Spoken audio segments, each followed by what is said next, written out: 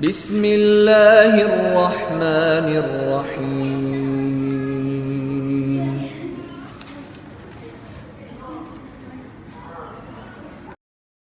Perkahwinan dalam Islam.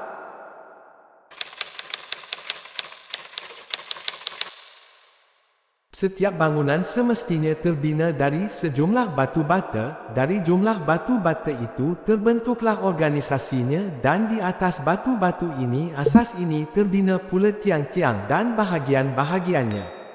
Apabila batu-batu itu tidak bersatu dan retak, maka bangunan itu sudah pasti tidak teguh. Sebaliknya, jika batu-batu itu kuat dan terpadu erat, maka bangunan itu pun kuat, kukuh dan mantap. Dapat menghadapi berbagai ancaman seperti angin, rebut dan taufan. Begitu juga setiap umat dan masyarakat. Seluruh masyarakat yang wujud terbentuk dari kesatuan-kesatuan berupa keluarga, dan kesatuan-kesatuan keluarga itu terdiri dari unit-unit dan bahagian-bahagian yang lebih kecil lagi, iaitu individu-individu. Jika masyarakat kita terdiri daripada individu-individu yang baik, kuat dan rajin bekerja, maka seluruh ahli keluarga akan menjadi baik dan kuat. Kesan seterusnya, bangsa atau umat kita pun akan menjadi kuat dan sentosa, disegani, dinilai tinggi dan dihormati oleh bangsa-bangsa lain. Sebaliknya, suatu umat atau suatu bangsa yang terdiri di atas asas-asas lemah dan rapuh, iaitu keluarga-keluarga dan individu-individu yang bercerai-berai, maka bangsa atau umat itu pun pasti lemah, tidak mempunyai asas-asas tertentu dan akan dicaci oleh bangsa-bangsa lain sebagai musuh yang mudah dikalahkan. Kerana itulah Islam memberikan perhatian yang penting sekali kepada pembentukan keluarga mukmin dan muslim. Dari keluarga-keluarga muslim itulah dapat diwujudkan masyarakat muslim, bangsa muslim dan negara yang menjunjung tinggi agama Islam. Melalui jalan itulah kaum muslimin akan dapat menjadi umat yang berjaya di dunia dan akhirat.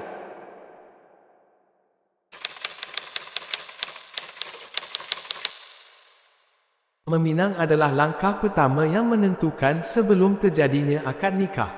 Sebelum lelaki meminang wanita, hendaklah ia yakin akan pilihannya agar pinangan tidak ditarik kembali. Hal ini kerana tindakan sebegitu boleh menyakiti wanita tersebut dan boleh menjatuhkan maruahnya. Meminang ialah cara yang dilakukan oleh lelaki untuk menyampaikan keinginannya hendak memperisterikan seorang wanita secara terbuka dan terus terang, baik dilakukannya sendiri atau melalui perantaraan keluarganya atau sahabat yang dipercayai.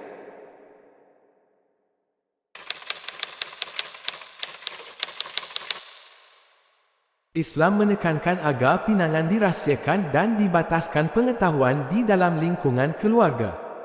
Rasulullah sallallahu alaihi wasallam memerintahkan, umumkanlah perkahwinan dan rahsiakanlah pinangan. Merahsiakan pinangan adalah suatu kebijaksanaan bagi wanita. Kebaikan tersebut bermaksud melindungi maruah wanita agar tidak dicemuh orang sekiranya pembatalan pinangan berlaku. Ianya juga bersebab agar lelaki lain tidak berasa ragu-ragu untuk meminangnya kerana memikirkan kekurangan yang ada pada wanita tersebut.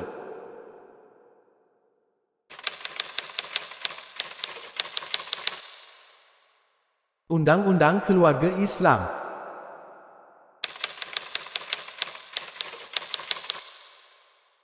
Pelbagai pengertian tentang perkahwinan telah diberikan oleh para ulama, di antaranya yang terbaik ialah suatu akad yang menghalalkan pergaulan di antara seorang lelaki dengan seorang perempuan yang bukan muhrim dan menimbulkan hak serta kewajipan antara kedua-dua mereka. Dalam pengertiannya yang luas, perkahwinan adalah satu ikatan lahir di antara dua orang, lelaki dan perempuan, untuk hidup bersama di dalam sebuah rumah tangga di samping melahirkan zuriat sebagai meneruskan kelangsungan hidup manusia menurut batas-batas disiplin, hak dan tanggungjawab yang telah ditetapkan oleh syarak. Galakan melangsungkan perkahwinan ini dapat kita lihat di dalam beberapa ayat Al-Quran dan hadis-hadis Nabi sallallahu alaihi wasallam di antaranya.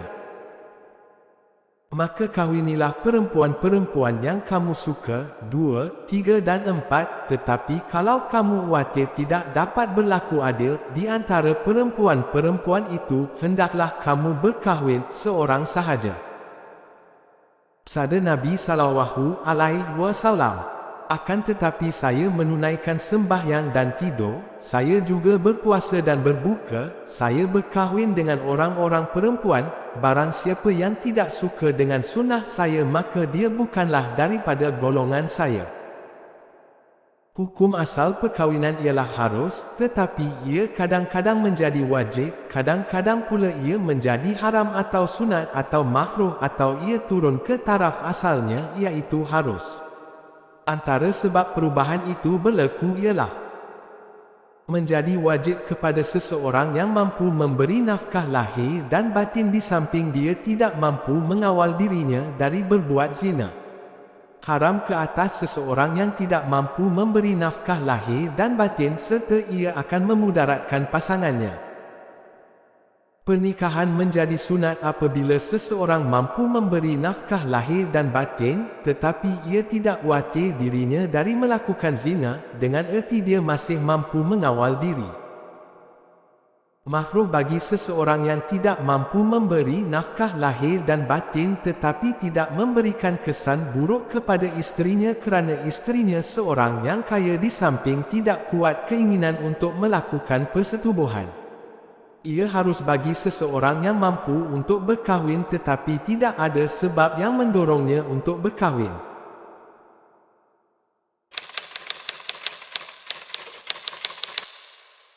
Sesuatu perkahwinan tidak akan berlaku tanpa berasaskan kepada perkara penting yang diistilahkan oleh para ulama sebagai rukun-rukun perkahwinan.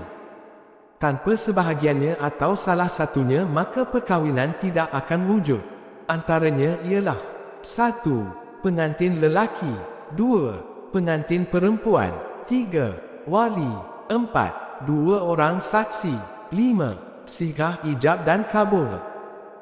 Setiap rukun diikat dengan beberapa syarat tertentu agar segala-galanya berlaku dengan sempurna.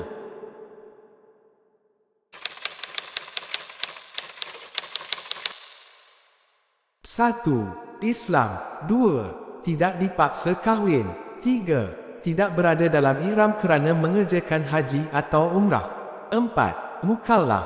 5. Bukan muhrim bagi bakal isteri. 6. Tidak mempunyai 4 isteri atau salah seorang isterinya berada dalam iddah raja. 7. Lelaki yang tertentu sebagai suami kepada bakal isteri yang akan dinikahinya.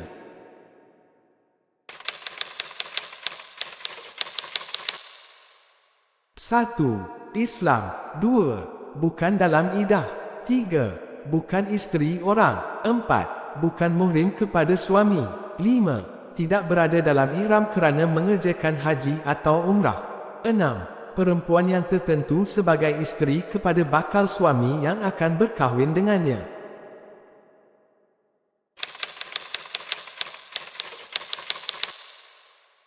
Terdapat 2 kumpulan orang-orang perempuan yang menjadi muhrim kepada seorang lelaki iaitu 1. Kumpulan yang tidak harus untuk selama-lamanya, disebut sebagai haram muabat. 2. Kumpulan yang tidak harus untuk sementara sahaja, iaitu dikatakan sebagai haram muakkad. Kumpulan yang tidak diharuskan untuk selama-lamanya terbahagi kepada 3 kelompok. 1. Mereka yang mempunyai hubungan nasab keturunan. 2. Mempunyai hubungan rada'ah susuan. 3. Mempunyai hubungan muslaharah persemendaan. Kelompok pertama terdiri daripada A. Ibu sendiri. B. Anak perempuannya. C. Saudara perempuannya. D. Anak perempuan dari saudara lelakinya. E. Anak perempuan dari saudara perempuannya. F. Ibu saudaranya dari sebelah bapa. Kelompok kedua terdiri daripada A. Ibu susuannya. B. Saudara perempuan susuannya. Sabda Rasulullah SAW, haram dengan sebab susuan barang yang haram dengan sebab nasab. Kelompok ketiga terdiri daripada A. Ibu mertuanya. B. Anak tirinya. C. Ibu tirinya. D. Menantunya.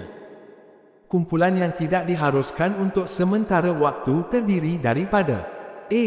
Saudara perempuan isterinya sama ada kakak ataupun adiknya. B. Saudara perempuan bapa mentua dan saudara perempuan ibu mentuanya. C.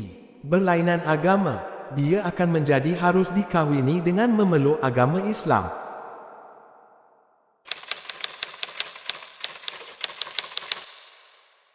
Seseorang wali juga terikat dengan beberapa syarat kelayakan, tanpanya maka hilanglah kelayakannya.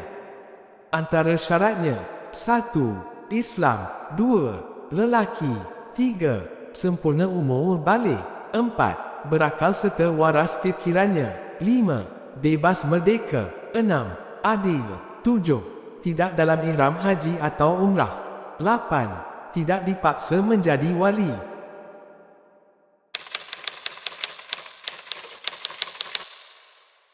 1. Wali nasab. Wali nasab ialah mereka yang mempunyai hubungan darah dengan perempuan yang akan dikahwinkan, seperti bapa pengantin perempuan, datuknya, iaitu datuk sebelah bapanya, saudara lelaki seibu sebapa, saudara lelaki seibu sebapa, saudara lelaki sebapa, anak lelaki kepada saudara lelakinya yang seibu sebapa, anak lelaki kepada saudara lelakinya yang sebapa, bapa saudaranya dari sebelah bapanya yang seibu sebapa, bapa saudaranya dari sebelah bapanya yang sebapa, anak lelaki kepada bapa saudara yang seibu sebapa dengan bapanya, anak lelaki kepada bapa saudara yang sebapa dengan bapanya, bapa saudara kepada bapanya yang sebapa. Di antara wali-wali nasab tersebut, bapa ialah wali utama yang dikenali sebagai wali akrab. Wali-wali yang dikenali sebagai wali abad. Sekiranya bapa kepada pengantin perempuan tiada, maka berpindah kepada yang lain mengikut susunan seperti yang dinyatakan. Sebab-sebab wali akrab berpindah kepada wali abad: wali akrab dalam kekufuran, wali akrab fasik atau tidak adil, gila, masih lagi kanak-kanak, bisu, bodoh, seorang hamba adi.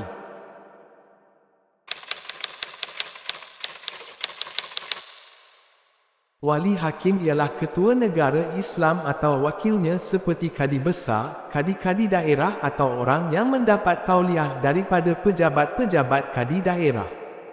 Mereka berperanan mengahwinkan seseorang perempuan yang tidak mempunyai wali apabila akrab enggan mengahwininya.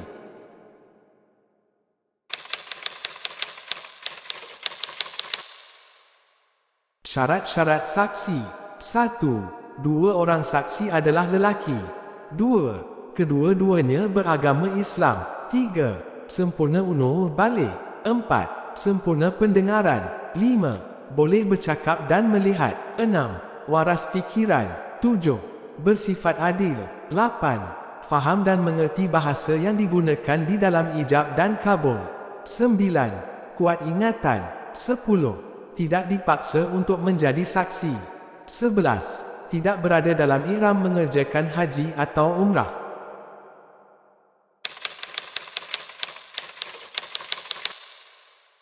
Ijab bererti mengemukakan atau menyatakan perkataan, kabul ertinya terima.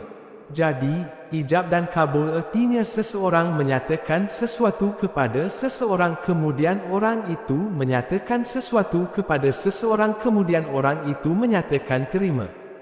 Dalam perkahwinan ijab dan kabul ialah seorang wali dari pihak perempuan atau wakilnya mengemukakan kepada bakal pengantin lelaki untuk mengahwinkan lelaki tersebut dengan puterinya, lalu lelaki itu menyatakan penerimaannya. Dalam melakukan ijab dan kabul, harus disaksikan oleh dua orang lelaki yang adil. Adil di sini bermaksud jujur dan berakhlak baik. Ada yang berpendapat bahawa dua orang lelaki adil ialah dimaksudkan dengan Islam. Pendapat ini boleh diikuti kerana sebaik-baik saksi adalah Muslim yang taat kepada agamanya.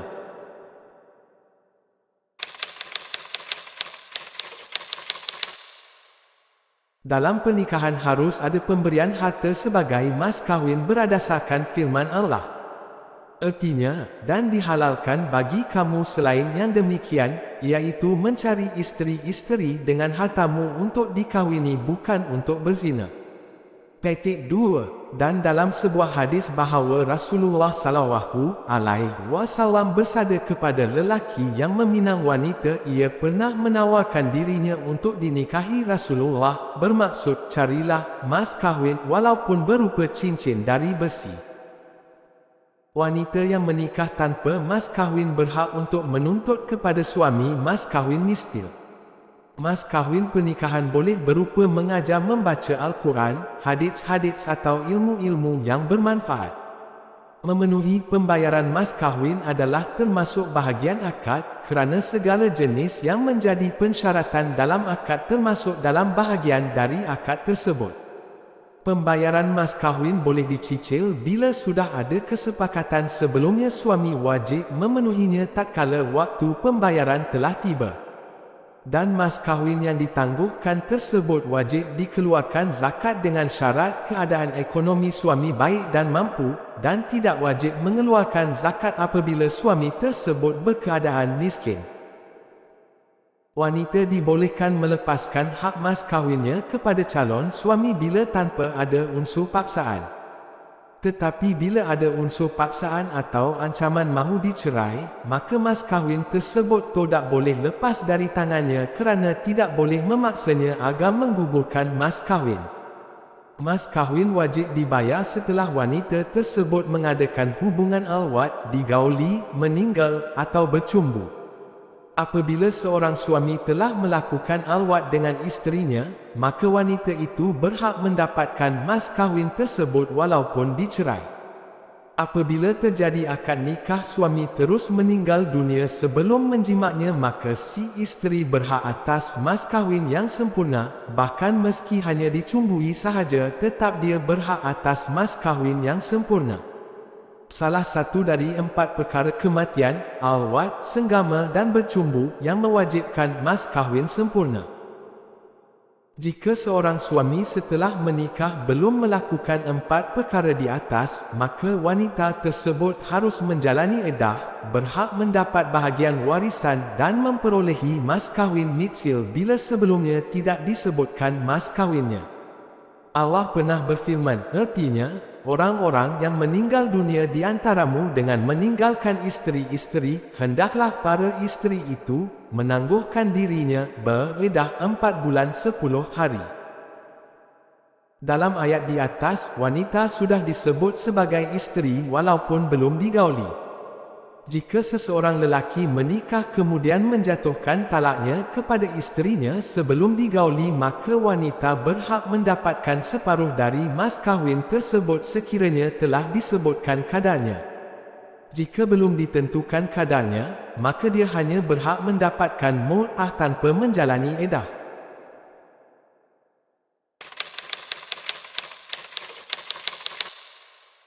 Pernikahan satu isteri dengan beberapa suami. Cara pernikahan ini diperbolehkan oleh sesetengah ajaran tetapi tidak dalam Islam apabila seorang isteri berkahwin dengan beberapa orang lelaki agar menjadi milik bersama antara mereka. Pada sebahagian keadaan, para suami secara keseluruhan dilakukan sama dalam hak-hak dan kewajipan sebagai bapa. Mereka berhak atas nasab secara keseluruhan. Lelaki mendapat hak bermalam dengan isteri sebagai ganti kewajipan yang dibebankan kepada mereka, akan tetapi nasab anak-anaknya tidak dihubungkan kepada mereka. Cara pernikahan ini ada 3 jenis. 1. Ada hubungan kekerabatan antara para suami. Bagi menjaga cara pernikahan ini, sedikit sekali lelaki yang boleh mendapatkan isteri apabila mereka tidak mempunyai beberapa saudara. Nasib anak-anaknya dihubungkan kepada semua suami. 2. Tidak terikat dengan kekerabatan. Cara pernikahan ini hanya dilakukan oleh orang-orang baik dahulu maupun sekarang seperti di Kepulauan Marquis di Polinesia, di mana lelaki membolehkan saudara-saudaranya melakukan hubungan badan dengan isterinya, sebagaimana setiap lelaki boleh membantunya dalam pekerjaannya.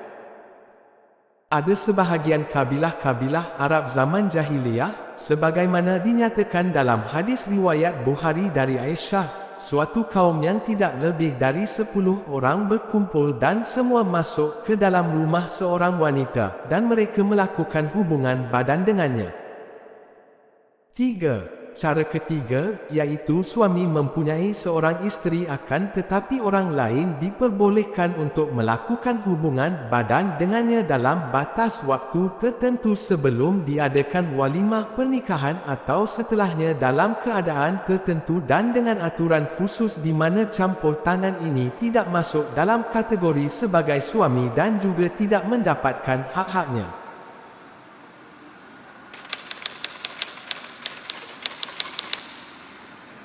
Poligami dilakukan oleh manusia tanpa batas seperti pada agama-agama dan syariat yang datang sebelum Islam. Ketika Islam datang, poligami dibatasi jumlahnya bagi lelaki dan dijadikan sesuai dengan kemampuan lelaki biasa. Firman Allah Subhanahu wa Ta'ala, "Dan jika kamu takut tidak akan dapat berlaku adil terhadap hak-hak perempuan yatim, bila mana mengahwininya, maka kahwinilah wanita-wanita lain yang kamu senangi." 2, 3 atau 4. Sabda Nabi Muhammad SAW kepada seorang lelaki Sakif yang masuk Islam dan ia mempunyai 10 orang isteri. "Pertahankanlah olehmu 4 dari mereka dan ceraikanlah sisanya." Diriwayatkan oleh Imam Malik dalam bukunya Al-Muwatta.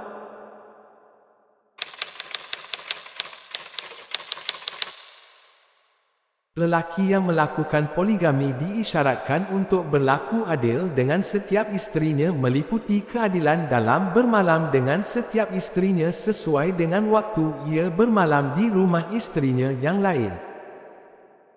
Demikian juga dengan nafkah yang wajar seperti makanan, pakaian dan tempat tinggal dan lainnya. Syarat bermalam di rumah isteri didasarkan kepada kekuatan badan sedangkan syarat memberi nafkah didasarkan kekuatan hartanya. Oleh itu, fuqaha menetapkan syarat diperbolehkannya poligami dengan 2 syarat. Pertama, tidak takut untuk tidak berlaku zalim. Kedua, mempunyai kemampuan harta.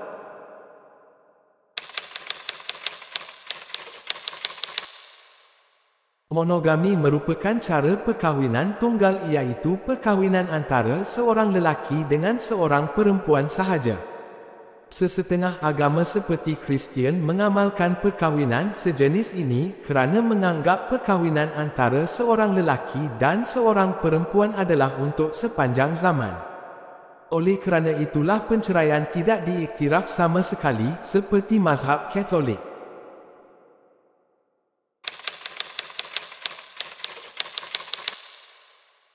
Tidak dinafikan lagi, perkahwinan merupakan salah satu kaedah bagi pembentukan keluarga dan untuk melahirkan keturunan. Itu adalah fitrah ilahi, itulah Allah menciptakan manusia. Selain dari itu, perkahwinan juga merupakan hukum alam yang tidak boleh diubah atau berlangsungnya perkahwinan pada setiap generasi dan pada setiap zaman. Dengan demikian maka dalam setiap jiwa individu terdapat sesuatu yang mendorong keinginan berhubungan dengan jenis kelamin lain untuk dapat melaksanakan perkahwinan dan melahirkan generasi baru yang akan mentadbir kemakmuran di muka bumi ini. Islam memandang perkahwinan tidak semata-mata sebagai cara untuk menyatukan lelaki dan perempuan atau sebagai cara berhubungan antara tubuh yang satu dengan tubuh yang lain dan tidak pula memandangnya sebagai cara untuk memuaskan tuntutan hawa nafsu atau sebagai cara untuk memenuhi kepuasan nafsu syahwat. Islam memandang perkahwinan jauh dan lebih mendalam dari semuanya itu, lebih agung dan lebih mulia. Sebagai contoh marilah kita tinjau kembali firman Allah. Dialah Allah yang menciptakan bagi kamu pasangan-pasangan jodoh dari makhluk jenis kamu sendiri agar kamu condong kepadanya dan merasa tenteram dengannya. Kemudian Allah menciptakan rasa kasih sayang di antara kamu. Yang dimaksudkan ketenteraman dalam ayat suci tersebut bukanlah ketenteraman nafsu syahwat yang menyala-nyala atau gelora naluri yang membara, sebaiknya suatu rahsia yang tersembunyi di balik keresahan dan kegelisahan pada tabiat manusia. iaitu rahsia yang dirasakan oleh setiap orang sebagai kekosongan yang harus diisi, sebagai kekurangan yang harus dilengkapi dan sebagai kehendak dan rasa kesunyian yang perlu diatasi agar tercapai kehendaknya, sehingga merasa lega dan tenang.